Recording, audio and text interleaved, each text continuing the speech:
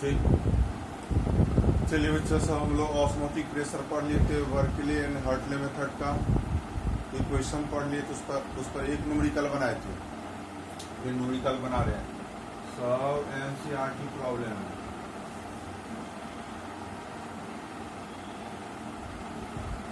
Question देखिए, आज part 13 है। ठीक बच्चा साहब, चलिए रेडी हो जाए हम लोग। देखिए 18,5000 मोलर द्रव्यमान वाले एक बहुलक के 1 ग्राम को 37 डिग्री सी पर 450 ml जल में मिलाने पर विलयन के प्रासरण दाब का परिकलन कीजिए। देखिए 18,5000 मोलर द्रव्यमान क्या हो गया, एम हो गया। एम बराबर देखिए 18,5000 ग्राम पर कि 1 ग्राम को जी बराबर 1 ग्राम 450 ml आयतन हो गया। 450/1000 लीटर में बदल दिए 0.45 लीटर। 37 डिग्री सी, टी बराबर 37 डिग्री सी, गर्म ताप में बदल दीजिए। 37 जोड़ 273 310।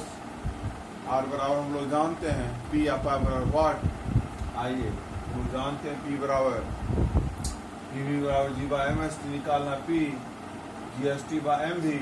जी का मान है 1, एस का मान देखिए, टी का मान 310। ठीक, चलिए अच्छा सब, ये हुआ भी का मान 0.45, ये हुआ एम का मान 18,5000। अब आइए यहाँ पर पॉइंट के बाद 3 गो अंक, 4 गो अंक है, नीचे 2 गो अंक है, तो क्या करेंगे, 2 जीरो दे देंगे। 2 जीरो बढ़ा दिए, देख रहे ना। अब पॉइंट को क्या कर देंगे, उड़ा देंगे। ये देखिए 0 0 गए। अब 0 3 1 4 गो है, 3 1 4 गो नीचे ऊपर उसको ले चले गए, 4 गो प्लस माइनस हो गया, नीचे प्लस ऊपर माइनस। 821 गुना 31, ये दोनों को गुना करिएगा ना तो 25 4 51 आएगा। ये जो 4 जीरो था नीचे उसको ऊपर ले गए तो माइनस में कर दिए।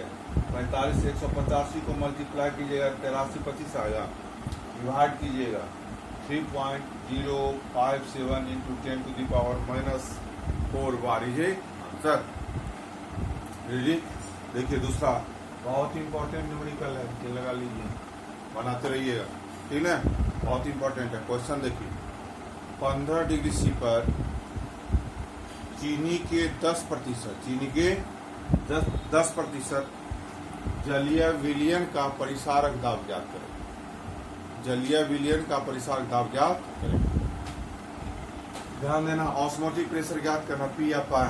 ठीक, 15 डिग्री सी, टी बराबर देखिए 15 डिग्री सी, 15 जोड़ 277 288 कैलोरी परम ताप होगा।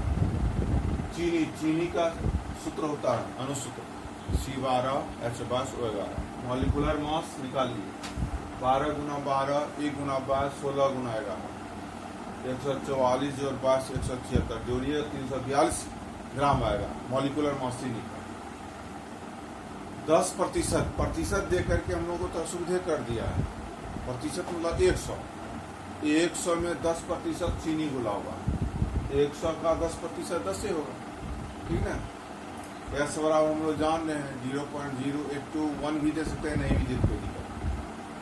भी बराबर 100% मतलब क्या, 100%। 100% मतलब कितना ml, 100 ml। 100 ml को हम लोग लीटर बदल दिए, 100/1000 0.1 लीटर। पी एफ बराबर वाट हम लोग जानते हैं, पी बराबर G by M S T. P का मान G S T by M into V. G का मान है 10, एस का मान है 0.082, टी का मान है देखिए 288, एम का मान है 342, वी का मान है 0.1। अब यहाँ पर थोड़ा बहुत आप लोग घटा लीजिए, पॉइंट के बाद एक अंक है, यहाँ पर 3 गो अंक है, तो वो 0 देंगे, 0 0 कैंसिल। ठीक, घटा सकते हो बच्चा सब। 5 दूना 10, 41 दूना, फिर कटे 2 से 144, आइए इसको कटाइएगा तो 171 आता है। 41 गुना 144, 71 गुना 5, दोनों से मल्टीप्लाई कीजिएगा, 5904 आएगा बाय 855, डिवाइड कीजिएगा 6.9180 पीजे आंसर। आगे बढ़िए। ठीक, फिर देखिए बच्चा सब फिर न्यूमेरिकल है।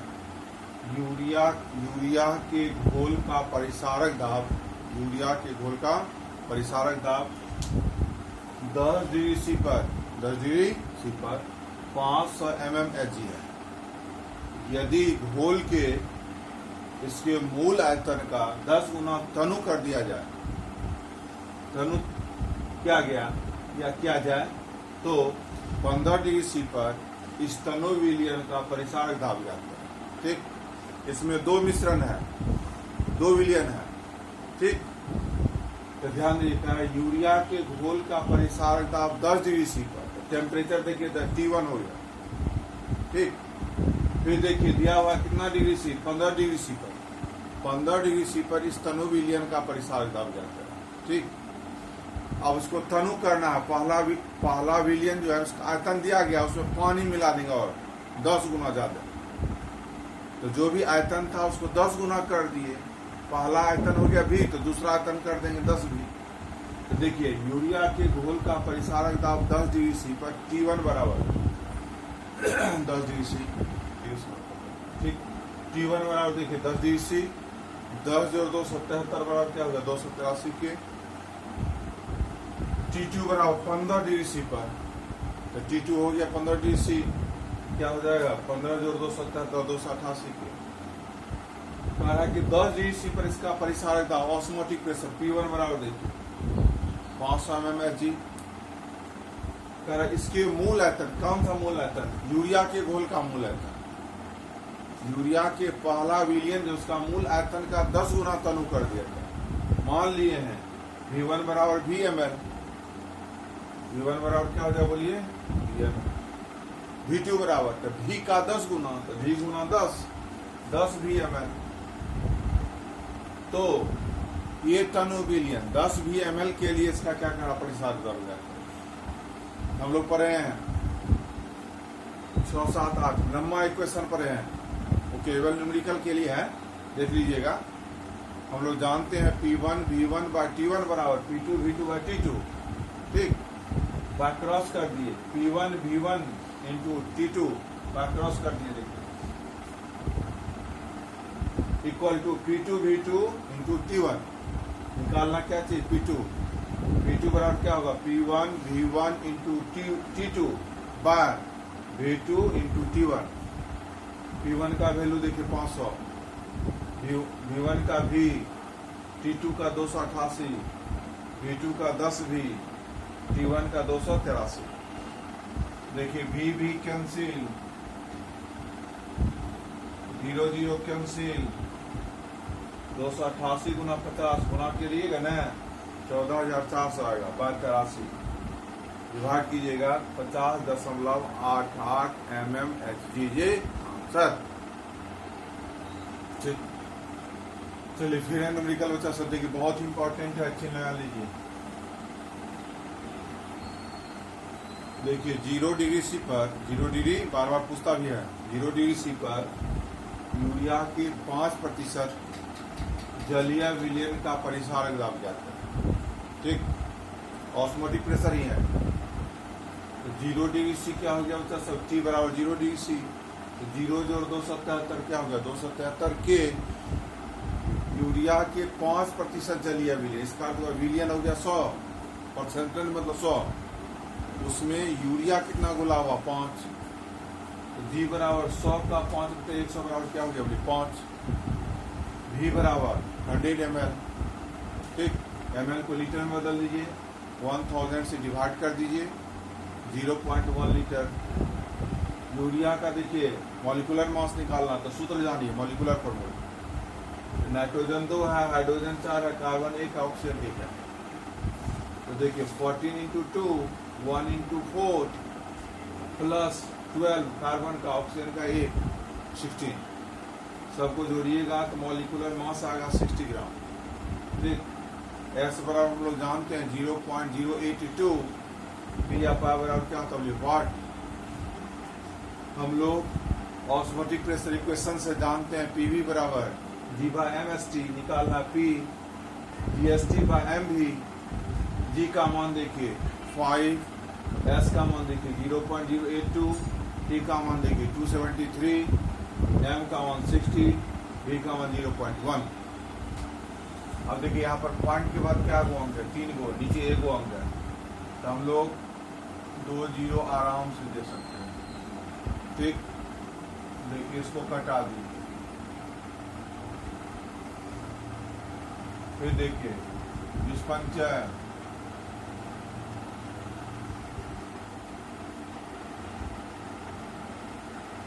100,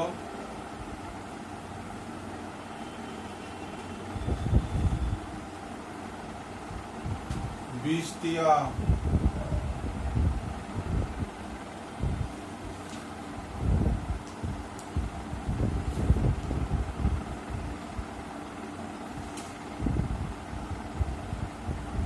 20 दिया देखिए 60,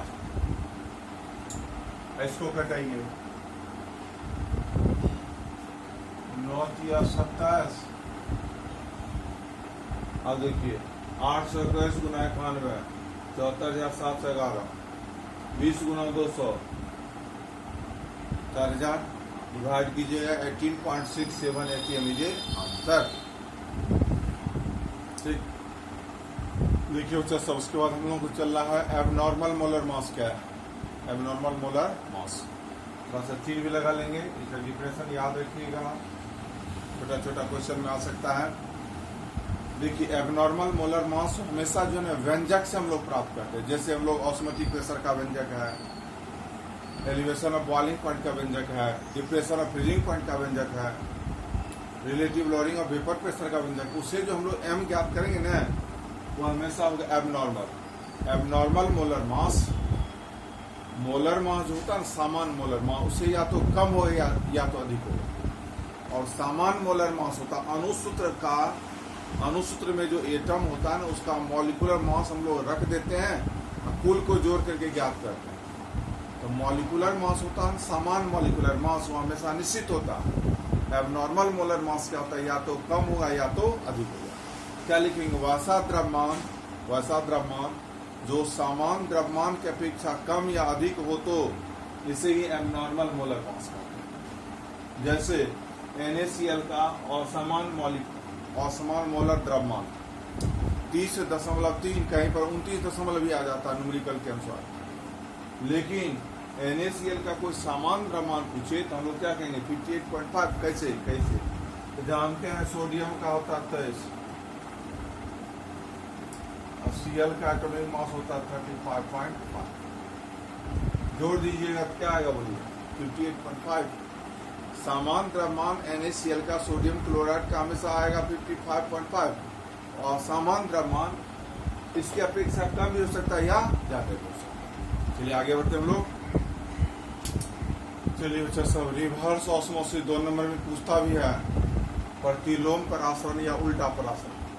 परासरण में हम लोग पढ़े हैं, ऑस्मोसिस में पढ़े हैं लोअर कंसंट्रेशन वाला सॉल्वेंट का अणु किसमें जाता है सॉल्यूशन। ये उल्टा परासरण में क्या होगा, हायर कंसंट्रेशन का विलायक किसमें जाएगा बोली लोअर में जाएगा। यह कब संभव हो सकता है, जब दाब जो होता है ना ऑस्मोटिक प्रेशर, इससे भी अधिक दाब लगा दें किस पर बोलिए सॉल्यूशन पर। ऑस्मोटिक प्रेशर पर जो दाब लगता है ऑस्मोटिक प्रेशर सॉल्यूशन पर, उससे भी ज्यादा बहुत जोर से प्रेशर लगा देंगे, उससे भी बढ़कर इसमें जो उपस्थित मॉलिक्यूल है सॉल्वेंट का, वह सेमी परमेबल मेम्ब्रेन द्वारा किसमें चला जाएगा बोलिए सॉल्वेंट लोअर में चलेगा। लोअर में चलेगा, देखिए यहाँ पर पिस्टन लगी हुई है, धीरे धीरे पानी क्या होगा बोलिए बूंद बूंद टपकेगा या बर्तन भर जाएगा। परिभाषा देखिए, जब परासरण की क्रिया में परिसारक दाब से अधिक दाब लगाया जाता है। जब परासरण की क्रिया में परिसारक दाब से अधिक दाब लगाया जाता है तो परासरण की दिशा विपरीत कर देता है, परासरण की दिशा विपरीत कर देता है, उल्टा हो जाता है। और लोअर वाला हायर में नहीं जाएगा, हायर वाला ही कहाँ पर चलेगा, लोअर में। परासरण की दिशा विपरीत कर देता है तो इस क्रिया को ही रिवर्स ऑस्मोसिस। फिगर देखिए, बना लीजिए। ये सॉल्वेंट है लोअर कंसंट्रेशन, ये हायर कंसंट्रेशन, ये एसटीएम है। यदि ऑस्मोसिस की क्रिया होता तो लोअर वाला किस में जाता, हायर।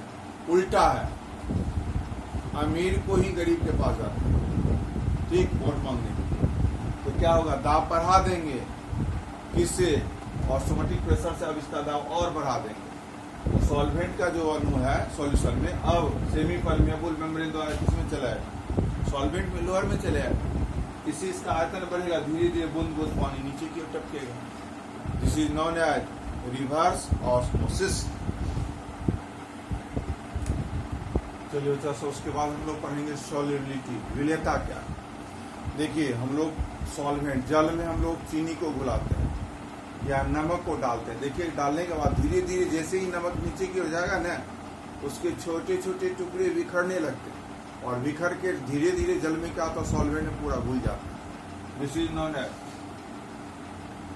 यानी विलय को, सॉल्यूट को विलायक में घुलने की जो क्रिया होती है ना, विलायक को विलायक में विलय के घुलने की जो क्रिया होती है ना, यही क्या कहलाता है, बोली सॉल्युबिलिटी कहलाता। ठीक, अब ये परिभाषा देखिए। एक निश्चित ताप पर, टेम्परेचर को थोड़ा सा ढंग से, एक निश्चित ताप पर विलय को, एक निश्चित ताप पर विलय को विलायक की निश्चित मात्रा में घुलाई जाती है, विलय को विलायक की निश्चित मात्रा में घुलाई जाती है तो विलय विलायक में धीरे धीरे घुल जाता है। इस क्रिया को ही सॉल्युबिलिटी कहते हैं। सांद्रता जो देखते हैं, सांद्रता भी सॉल्युबिलिटी ही है। जब तक विलायक में विलय घुला हुआ नहीं रहेगा तो उस विलयन का सांद्रता नहीं होगा। ठीक, अतः सांद्रता भी एक सॉल्युबिलिटी है। फैक्टर इफेक्टिव सॉल्युबिलिटी, सॉल्युबिलिटी को प्रभावित करने वाले कारक, 3 कारक है मेन, कहीं कहीं 4 भी देता है। There are 3 factor affecting the solubility. पहला है नेचर ऑफ सॉल्वेंट या सॉल्यूट, दूसरा है टेम्परेचर, तीसरा प्रेशर। 3 फैक्टर है जो सॉल्युबिलिटी को क्या करता है, बोली प्रभावित करता है। चलिए सर, 3 फैक्टर है जो सॉल्युबिलिटी को प्रभावित करता है। पहला है नेचर ऑफ सॉल्वेंट और सॉल्यूट। विलायक या विलय की प्रकृति भी सॉल्युबिलिटी को प्रभावित करता है। यदि विलायक और विलय का नेचर समान हो तो विलयन की विलेयता, सॉल्युबिलिटी बढ़ जाता है। यदि सॉल्वेंट और सॉल्यूट दोनों का नेचर अलग हो, घुलाएंगे तो दोनों पूर्ण रूप से नहीं घुलेगा। जैसे पानी में हम लोग तेल को घुलाएंगे, नहीं घुलेगा, क्योंकि पानी हम लोग का कोवैलेंट है, पोलर है। और ऑयल जो देखते हैं ना, तेल, घी, ठीक है, this is covalent, non polar है। तो दोनों की प्रकृति असमान हो तो विलयन की विलेयता निम्न होती है, और दोनों की प्रकृति समान हो तो विलयन की विलेयता क्या होती है, उच्च होती है। इसलिए कहा जाता है लाइक डिजॉल्व लाइक, समान समान को घुलाता है। जैसा दोस्त रहेगा वैसा दोस्ती हो जाता है। यदि बदमाश बुतरू है, उसको बदमाशी बुतरू से दोस्ती हो जाता है। गप्पी है तो गप्पी से दोस्ती हो जाता है, ठीक, क्योंकि सॉल्युबिलिटी बढ़ जाता है। पढ़ाकू को बदमाश से दोस्ती नहीं होती है तो उसका विलेयता कम होता है, कम फ्रेंडशिप होता है। तो कहेगा मारपीट में आइए, एवे नहीं करेगा। ठीक, बोलिए, नेचर ऑफ सॉल्वेंट, विलायक और विलय की प्रकृति समान हो तो विलयन की विलेयता क्या होगी, बढ़ जाती है। यदि असमान हो तो विलयन की विलेयता घट जाती है। टेम्परेचर, टेम्परेचर बढ़ेगा तो विलयन की विलेयता बढ़ेगी, घटेगा तो घटेगी। लेकिन यह केवल द्रव और ठोस विलय के लिए है, विलयन के लिए। द्रव और गैस विलयन के लिए नियम कानून लागू नहीं होता है। द्रव गैस विलयन का टेम्परेचर बढ़ाएंगे तो विलेयता घट जाएगा, बढ़ाएंगे तो घट जाएगा, घटाएंगे तो बढ़ जाएगा। ठीक, प्रेशर, द्रव ठोस विलयन का दाब बढ़ाएंगे तो विलेयता घट जाएगा। द्रव गैस विलयन का प्रेशर बढ़ाएंगे तो विलेयता बढ़ जाएगा। ठीक, और घटाएंगे तो घट जाएगा। देखिए, इसका डिटेल हम लोग अगली क्लास में लिखाएंगे, आज यहीं पर रहने दीजिए। लॉकडाउन में पूरा पढ़िए, अभी लॉकडाउन क्लियर नहीं किया गया है। कम से कम शिक्षा विभाग में अभी तक कोई क्लियर नहीं हुआ खोलिए या न खोलिए, कोई नियम कानून के साथ नहीं है, अभी चल रहा है। आप लोग पूरा वीडियो पढ़िए, सब्सक्राइब कीजिए, लाइक भी कीजिए, और जो भी दिक्कत है फोन पर बोलिए, समस्या दूर होगी। बेस्ट ऑफ लक, फिर मुलाकात होगी।